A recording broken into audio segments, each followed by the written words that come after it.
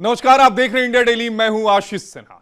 भारत से ऑपरेशन सिंदूर में बुरी तरह हारने के बाद पाकिस्तान को अब यह एहसास हो चुका है कि वो भारत से सैन्य ताकत में जीत ही नहीं सकता।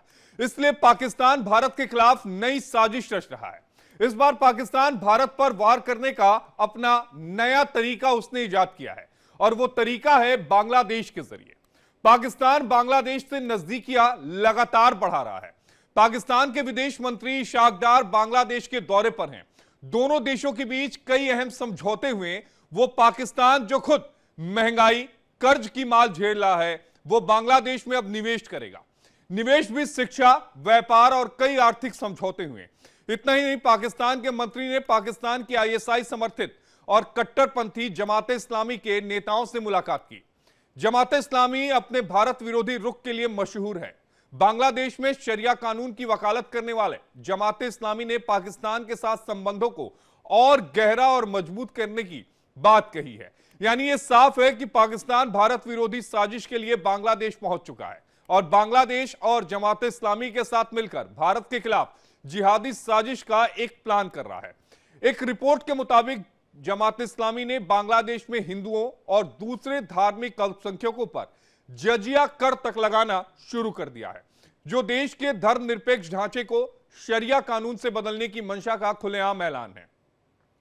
जजिया इस्लामिक देशों में गैर मुसलमानों पर लगाए जाने वाला एक कर है, लेकिन यूनुस सरकार इस पर चुप्पी साधे हुए है। इसके साथ ही आपको बता दें कि पाकिस्तान बांग्लादेश के बीच फ्री वीजा एंट्री पर भी समझौता हो चुका है।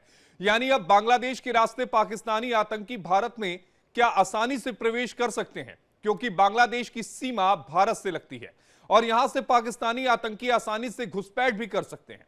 पाकिस्तान और बांग्लादेश की नजदीकियों से भारत विरोधी साजिश की बू आनी शुरू हो गई है।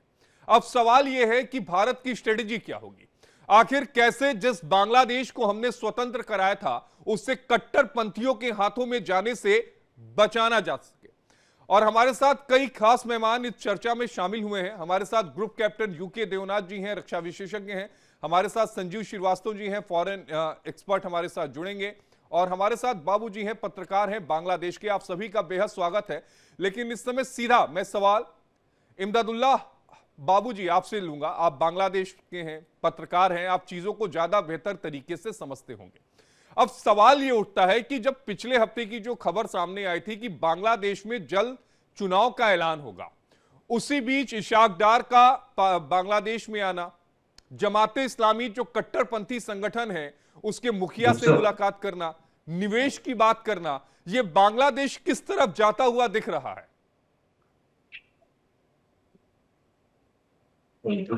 बांग्लादेश का जो कॉन्स्टिट्यूशन है, यहाँ पे बोला गया है सबके साथ दोस्ती, किसी से साथ दुश्मनी नहीं। उस लिहाज से बांग्लादेश हर मुल्क से दोस्ती करता है और हर मुल्क से अपना जो कंटिन्यूअस इफोर्ट है ये सब बरकरार रखता है। जैसे कि भारत के साथ है, वैसे भी दूसरे मुल्क के साथ भी है। और आप बोल रहे थे कि बांग्लादेश में चुनाव होने वाली है फरवरी में। ऑलरेडी यहाँ पे जो चीफ एडवाइजर है वो डिक्लेयर कर दिए हैं कि फरवरी में यहाँ पे बांग्लादेश में चुनाव होने वाला है और इलेक्शन कमीशन शायद ही अपना जो तफसील होता है इलेक्शन का वो घोषित करेंगे। और शायद वो अब फरवरी के पहले ही हफ्ते में हो सकता है या फिर 15 दिन के अंदर हो सकता है। तो इस दरमियान पाकिस्तान के जो उप प्रधानमंत्री हैं एंड वो एक साथ परराष्ट्र मंत्री भी हैं, मतलब कि फॉरेन मिनिस्टर भी हैं, वो आए हैं बांग्लादेश में और आके यहाँ पे विजिट करके गए हैं। उनकी इस विजिट में चूंकि हम लोग ये वाला कवरेज किए हैं बहुत सामना सामनी, इस विजिट में खास करके जो सब बात हुई है वो थी कि ट्रेड वॉल्यूम जो है उसको बड़ा करना। यानी कि बांग्लादेश और पाकिस्तान के साथ बिजनेस का जो राब्ता है इसको बढ़ाना। यहाँ माल पाकिस्तान से जो मालामाल बांग्लादेश को चाहिए वो सब बांग्लादेश में भेजेंगे और बांग्लादेश से जो सब इंपोर्टेड आइटम्स है वो सब वो लोग बांग्लादेश से कलेक्ट करेंगे। इसी बात पे ज्यादा गुफ्तगू हुई है। इसके पहले ही आप जानते हैं कि सिर्फ इसहाक दारी नहीं बांग्लादेश में आए हैं, जाम कमाल खान जो वहाँ के बिजनेस एंड कॉमर्स मिनिस्टर है वो भी लेकिन बांग्लादेश में आए हैं। और यहाँ के जो बांग्लादेश में जो कॉमर्स एडवाइजर हैं शेख बशीरुद्दीन, उनके साथ लेकिन बहुत सारा बायोलैटरल मीटिंग वो लोग के साथ हुआ है। और बांग्लादेश से वो लोग जो है एग्रीकल्चरल इश्यूज और जो है बहुत सारी लेकिन इमदादुल्लाह जी ये बताइएगा कि आखिर पाकिस्तान से नजदीकियां बढ़ाने की नौबत क्यों आन पड़ी? वही पाकिस्तान जिससे विरोध कर कर बांग्लादेश का जन्म हुआ था। आखिर उसी पाकिस्तान के साथ ये नजदीकियां क्यों, ये गुफ्तगू क्यों? हम आपको बोले हैं पहले ही कि बांग्लादेश का जो कॉन्स्टिट्यूशन है, बांग्लादेश का जो फॉरेन पॉलिसी है, हम्म।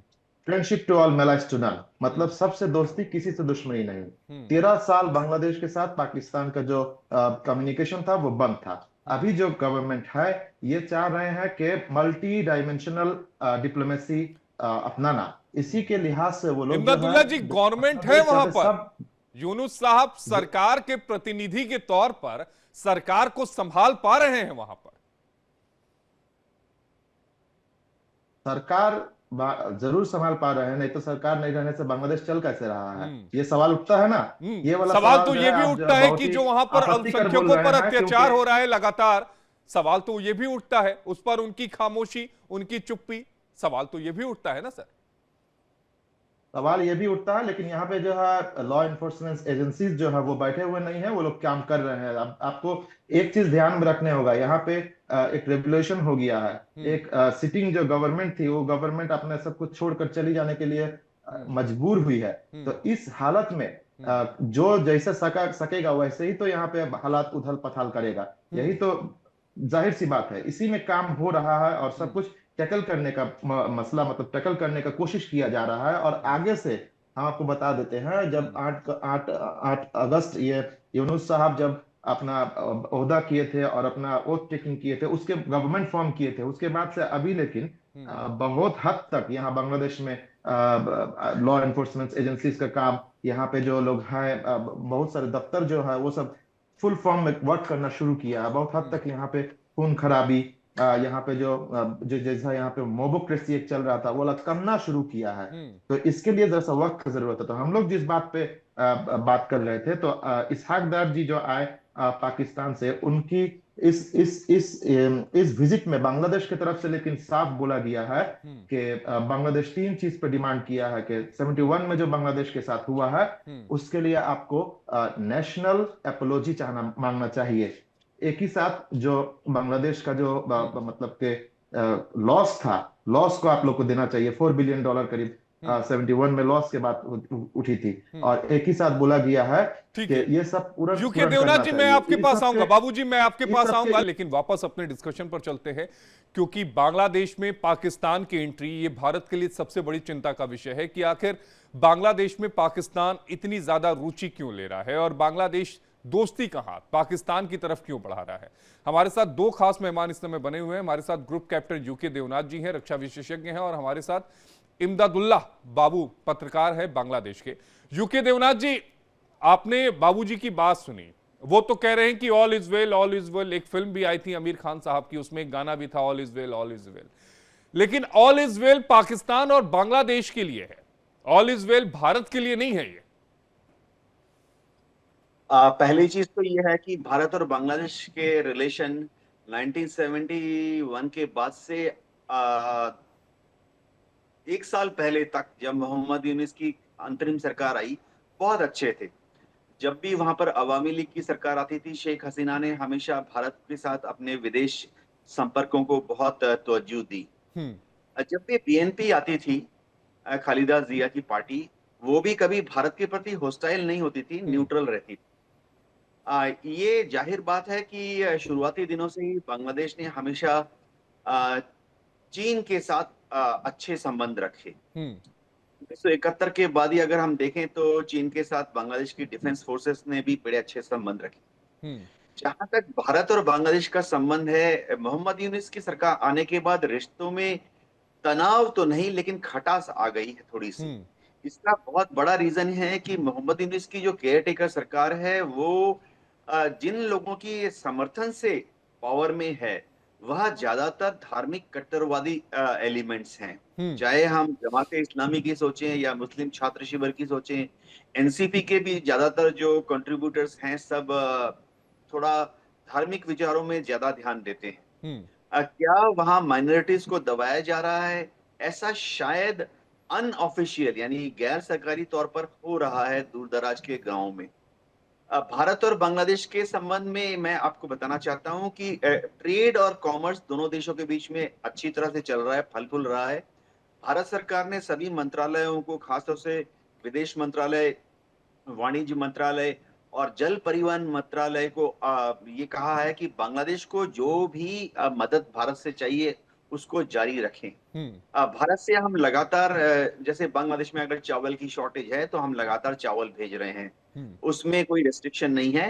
भारत के मुकाबले कम कीमत पर हम बांग्लादेश को चावल भेज रहे हैं, क्योंकि हम हम्म। जानते हैं कि बांग्लादेश के लोग हमारे अपने ही लोग हैं। हम्म। बांग्लादेश के जो रिलेशन है पाकिस्तान के साथ, वो शायद मोहम्मद यूनिस की जो सरकार है वह सोच रही है कि भारत को काउंटर बैलेंस करने के लिए वह पाकिस्तान से रिलेशन बनाएंगे। हम्म। लेकिन ये बहुत ही अननेचुरल यानी अप्राकृतिक संबंध है।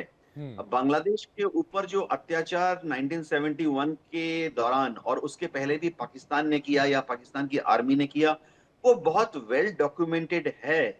कोई भी व्यक्ति बांग्लादेश में इस चीज को नकार नहीं सकता कि पाकिस्तान की फौज ने बहुत जुल्म ढाए बांग्लादेश के ऊपर। लेकिन अगर बांग्लादेश पाकिस्तान के साथ दोस्ती बढ़ाना चाहता है, अच्छी बात है। लेकिन ट्रेड एंड कॉमर्स फलीभूत होगा क्या? हम्म। देखिए, भारत के ऊपर से तो ओवरफ्लाइट कर नहीं सकते। उभय पक्ष ने एक दूसरे के हवाई जहाज को ऊपर से जाने से मना किया हुआ है। हम्म। उनको घूम के जाना पड़ता है श्रीलंका के रास्ते से। हम्म। तो बहुत ही एक्सपेंसिव है। जो कैरिज एंड फ्रेट है वो बहुत एक्सपेंसिव है। भारत से हम पाकिस्तान को पान एक्सपोर्ट कर सकते हैं जी, बांग्लादेश से हम पाकिस्तान को पान एक्सपोर्ट कर सकते हैं जी। लेकिन भारत का पान जो है जब पाकिस्तान को एक्सपोर्ट करते थे सीधा बॉर्डर क्रॉस कर चला जाता था। Trade and carriage hmm. Charges बहुत कम होते थे। बांग्लादेश से वही पान जब पाकिस्तान तक जाएगा तो उसको समुद्र के रास्ते बांग्लादेश से होकर श्रीलंका का चक्कर लगाकर पाकिस्तान जाना पड़ेगा, तो हम्म। बहुत महंगा होगा। हम्म। इसी तरह से बाकी सारा जो ट्रेड ये प्लान कर रहे हैं वो भी शायद commerce and economics point of view से सक्सेसफुल, हम्म। मैं उम्मीद करता हूं सक्सेसफुल हो। हम्म। लेकिन दोनों देशों के बीच में दूरी इतनी ज्यादा है कि हम्म। आदान प्रदान वस्तुओं का बहुत ही महंगा पड़ जाएगा। कोई भी चीज बांग्लादेश से पाकिस्तान जाएगी उसमें करीबन 40% फ्रेट चार्जेस लग जाएंगे। हम्म। इसी तरह से उल्टा जो पाकिस्तान से बांग्लादेश में एक्सपोर्ट करेंगे उस पर करीबन 40% चार्जेस लग जाएंगे हम्म। ले जाने का। भारत ने एक जमाने में जब पाकिस्तान के साथ हमारे रिश्ते थोड़े अच्छे सुधर रहे थे, हमने उनको कहा था हम तुम्हें एमएफएन का दर्जा देंगे हम्म। पाकिस्तान को। हम्म। और भारत ने आज से 5 साल पहले 10 साल पेशकश की थी कि अगर पाकिस्तान भारत के साथ अच्छे रिश्ते रखता है तो हम डायरेक्ट एक्सेस दे देंगे। पाकिस्तान से जो ट्रक आएंगे भारत से होकर बांग्लादेश जा सकते हैं, हम्म। बांग्लादेश से जो ट्रक आएंगे वो भारत से होकर पाकिस्तान जा सकेंगे। लेकिन इसके बगैर मुझे दोनों देशों के बीच में कॉमर्स, ट्रेड, फाइनेंस एक्टिविटीज में कोई खास ये बढ़ोतरी जी, यानी इंक्रीज नजर नहीं आती है। ये एक जी। बड़ी बात आप कह रहे हैं और इसी पर संजीव श्रीवास्तव जी एक कमेंट मैं आपका चाहूंगा, फॉरेन एक्सपर्ट हमारे साथ जुड़े हुए हैं। संजीव जी, विस्तार से अभी हमने यूके देवनाथ जी को सुना, उन्होंने बताया कि देखिए कॉमर्स और ट्रेड में बहुत ज्यादा तो फायदा नहीं होने वाला है। ये बात पाकिस्तान के हुक्मरान, पाकिस्तान के बिजनेसमैन, बांग्लादेश के हुक्मरान और बांग्लादेश के बिजनेसमैन भी समझ रहे हैं। तो बात अगर यहां ट्रेड पर नहीं है तो फिर बात और क्या हो सकती है? संजीव श्रीवास्तव जी। देखिए, पाकिस्तान और बांग्लादेश के जो रिश्तों का की जो बुनियाद है, जो उसका जो आधार है, वो बहुत ही ज्यादा प्रताड़नाओं से भरा रहा है। हर तरीके के अत्याचार पाकिस्तान की सेना ने बांग्लादेश के लोगों के ऊपर किए।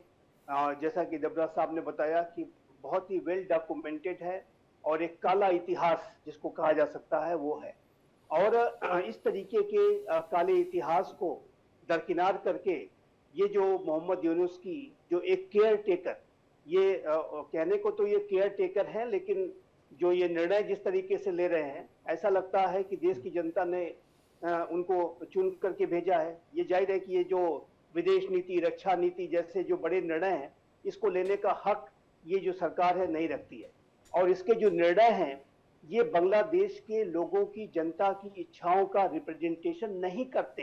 ये बात मैं स्पष्ट रूप से कहना चाहता हूँ। ये जो सरकार यदि पाकिस्तान जैसे आतंकपरस्त राष्ट्र के साथ, और जिसने कि बांग्लादेश की जनता के ऊपर हर तरीके का अत्याचार किया, उसके साथ यदि ये संबंध बढ़ा रही है तो ये बांग्लादेश की जनता की इच्छा के अनुसार नहीं बढ़ा रही है। यदि आप बांग्लादेश के लोगों की इच्छा पूछेंगे तो ये बिल्कुल नहीं चाहेंगे कि ये पाकिस्तान जैसे एक राष्ट्र के साथ जिसने कि इसके ऊपर हर तरीके की बर्बरता की, अत्याचार किया, उसके साथ ऐसे संबंध बढ़ाए जाएं।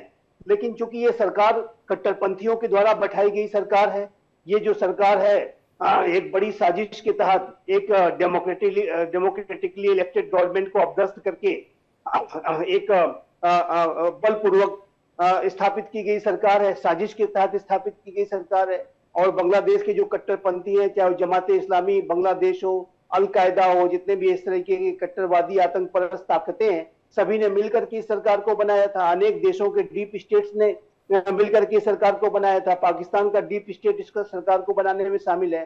तो ऐसे में ये जो सरकार जो निर्णय ले रही है इस तरीके के निर्णय, वो जाहिर है कि वो कट्टरपंथियों के इशारों पर ही काम कर रही है और निसंदेह चिंता की बात है। मैं स्पष्ट रूप से कहना चाहता हूं कि ये भारत के लिए निसंदेह चिंता की बात है और पूरे विश्व समुदाय को भी इसके बारे में चिंता करनी होगी कि ये जो आतंक परस्त ताकतों का इस तरीके से एकजुट आना और इस तरीके से सत्ता पर कब्जा करके मनमाने तरीके से कार्य करना, ये कहां तक चलेगा। और मुझे नहीं लगता कि ये सस्टेनेबल है।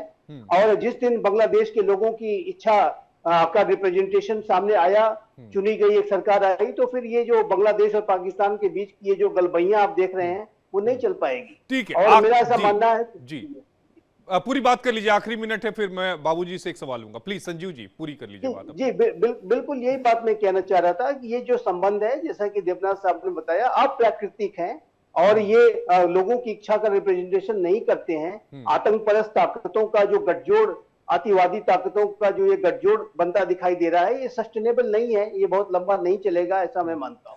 इमदादुल्लाह जी, एक सवाल यह भी उठता है जिसका जिक्र अभी संजीव श्रीवास्तव जी और यूके देवनाथ जी कर रहे थे कि जो इतिहास रहा है उस इतिहास में यह साफ समझ में आता है कि पाकिस्तान ने बांग्लादेश के ऊपर कितने अत्याचार किए थे। आपको ध्यान में होगा 1971 में जो ऑपरेशन सर्चलाइट चलाया गया था, जिसमें लाखों की तादाद में नरसंहार किया गया था, बलात्कार किया गया था, उसके बावजूद ये गलबहियां कट्टरपंथी ताकतों को अपने साथ लेकर चलना, ये बात समझ में इसलिए नहीं आ रही है क्योंकि बांग्लादेश पाकिस्तान से कहीं ज्यादा आगे है। उसे पाकिस्तान की जरूरत क्यों आन पड़ी, ये बात समझ से परे है। जी, ये जो मीटिंग होने की बात थी बांग्लादेश के साथ पाकिस्तान की फॉरेन मिनिस्टर की, ये बहुत पहले ही तय हुआ था। मतलब कि जब ये नया गवर्नमेंट आया था तब ये, लेकिन एक रूटीन डिप्लोमेटिक जो चर्चा है उसके ही लिहाज से हो रहा है। ऐसे ही हम लोग के यहाँ का फॉरेन मिनिस्ट्री से बताया गया है। लेकिन हम लोग एक स्पष्ट वार्ता दिए हैं पाकिस्तान के पास, यही कि 71 में जो हुआ है, मतलब कि 30 लाख जो शहीद थे उनके साथ जो शहीद किया गया, बांग्लादेश की माँ बहन के साथ जो किया गया था गलत काम, हमारे साथ जो जुल्म हुई है, हमारा जो नुकसान हुआ है, इसके लिए आपको माफी मांगना पड़ेगा। और बांग्लादेश लेकिन हर समय वो जब 74 में पाकिस्तान के जो फॉर्मर प्राइम मिनिस्टर जब आए थे यहाँ पे जुल्फिकार अली भुट्टो, तब से लेकिन बांग्लादेश का जो गवर्नमेंट है एक ही बात बोलते रह रहा है पाकिस्तान को। वही बात इस बार भी बोला गया है पाकिस्तान को एकदम साफ से, जो आपको माफी मांगना है 71 के लिए, आप माफी मांगिए, ये हमारे मुल्क का आदमी का चाह है। तो ये बात अगर डिप्लोमेटिक चैनल में बोला जा रहा है, तब मेरे ख्याल से ये वाला सफर जो उनका जो ये सफर है, ये मेरे ख्याल से सही है। और ट्रेड एंड डिप्लोमेसी का बात जो बोला जा रहा है, ट्रेड के लिए हो सकता है, क्योंकि बांग्लादेश ग्लोबल विलेज में हम लोग सबको लीव कर रहे हैं। इमदादुल्लाह जी, इस बात को समझना होगा कि पाकिस्तान की जो फितरत है वो पीठ में छुरा घोंपने की है। माफी मांग भी ले लेकिन वो अपनी फितरत से बाज नहीं आएगा। मैं आपकी बात को समझता हूं, आप जिस जगह पर रह के बात कर रहे हैं उन सारी चीजों को मैं समझता हूं कि मुल्क के खिलाफ जाकर या इन चीजों का खुलकर खिलाफत करना आसान नहीं होता। लेकिन इस बात को भी हमें जानना होगा कि श्रीलंका में क्या हुआ। जब वहां पर कलम की आवाज को दबाया गया तो वहां के जो लोग थे वो सीधा राष्ट्रपति भवन तक पहुंच गए। तो उम्मीद यही है कि आप जैसे स्वतंत्र पत्रकारों से कि आप अपनी बातों को मजबूती से रखेंगे। जी, आप कुछ कह लीजिए, फिर वाइंड अप करूंगा। जी, 1 मिनट बोल देते हैं। पाकिस्तान हमारे साथ दोस्ती अगर कर भी रहा है तो बांग्लादेश की आवाम को पहले माफी मांगना पड़ेगा। ये वाला बात तो सही है, और ग्लोबल विलेज में कोई भी दोस्त हो सकता है। हम आपको पहले ही बोले थे, बांग्लादेश का जो कॉन्स्टिट्यूशनल फॉरेन पॉलिसी है उसमें friendship to all, manage to none, हम लोग किसी के साथ दुश्मनी नहीं करेंगे। अगर पाकिस्तान माफी मांगता है, दोस्ती कर सकते हैं, जरूरत नहीं है। बहुत सारा मुल्क है, जैसे हम लोग के साथ ब्रुनाई दारुस्सलाम एक मुल्क है, उसके साथ शायद बांग्लादेश की कोई जरूरत नहीं है। क्या आता जाता है उस मुल्क से, दोस्ती रहे ठीक नहीं है, रहे, लेकिन हम ठीक लोग है, का ठीक दोस्ती है। है। बाबूजी, बाबूजी, जो बांग्लादेश का कॉन्स्टिट्यूशन है वो 2025 में नहीं लिखा गया, वो 1971 में लिखा गया था। और 54 साल में अगर परिस्थितियों में बदलाव नहीं आया तो अब अगर जो किया जाता है उस पर भी सोच समझ के आगे बढ़ने की जरूरत है। आप सभी तीनों खास मेहमानों का जुड़ने के लिए बेहद शुक्रिया। यूके देवनाथ जी, बाबूजी और संजीव श्रीवास्तव जी, आप सभी का जुड़ने के लिए बेहद शुक्रिया। तीन खास मेहमान हमारे साथ थे जिन्होंने अपनी बातों को रखा।